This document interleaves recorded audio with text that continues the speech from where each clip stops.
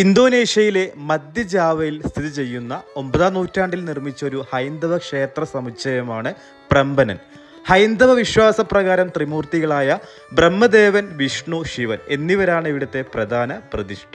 Indonesian നഗരമായ യോഗ്യകാർത്തയിൽ നിന്നും ഏകദേശം 11 കിലോമീറ്റർ വടക്ക് കിഴക്കായാണ് ഈ ക്ഷേത്രം സ്ഥിതി ചെയ്യുന്നത്. ഇന്തോനേഷ്യയിലെ ഏറ്റവും വലിയ ക്ഷേത്രമാണ് പ്രംബനൻ. ഈ ക്ഷേത്ര സമുച്ചയത്തിന് യുനെസ്കോയുടെ ലോക പൈതൃക പട്ടികയിൽ സ്ഥാനം ലഭിച്ചിട്ടുണ്ട്.